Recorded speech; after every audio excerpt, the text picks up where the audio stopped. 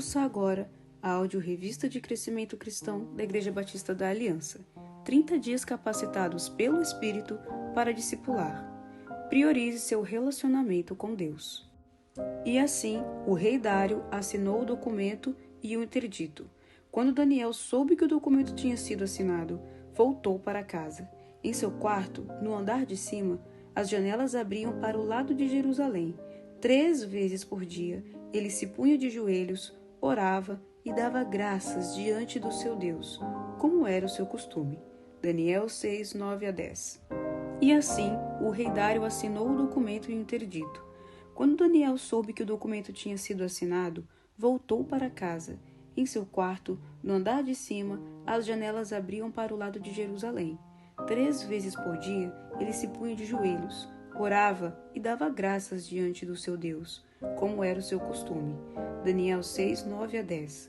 Muitos hoje em dia não têm tempo para Deus. São vários os argumentos: trabalho, faculdade, afazeres domésticos, filhos, enfim, uma infinidade de tarefas que deixam as pessoas exaustas, a ponto de não darem nem ao menos alguns minutos de seu tempo para pensar e relacionar-se com Deus. Por causa disso, essas pessoas têm sofrido as consequências de uma vida nesse estilo: estresse, medos, inseguranças, solidão e tristeza.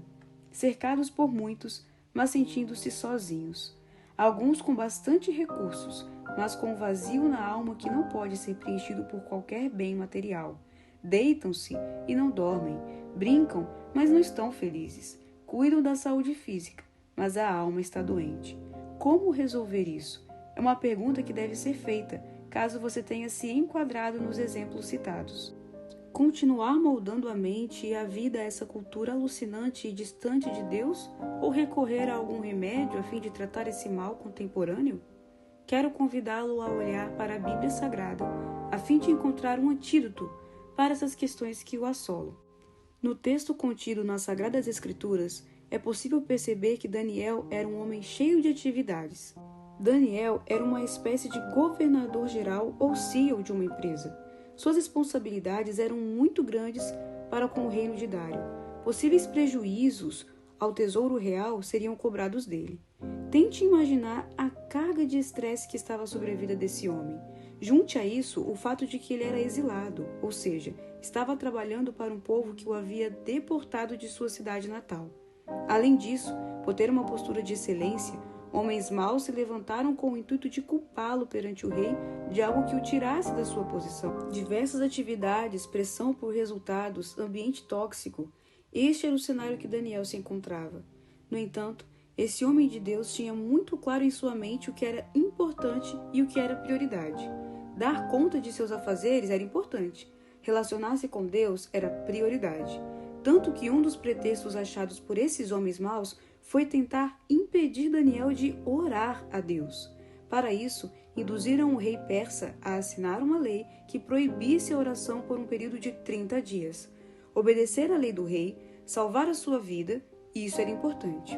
Relacionar-se com Deus era prioridade. Que atitude corajosa desse servo de Deus! Mesmo com diversas atividades, mesmo com o risco de morrer, ele não abriu mão daquilo que era prioridade em sua vida.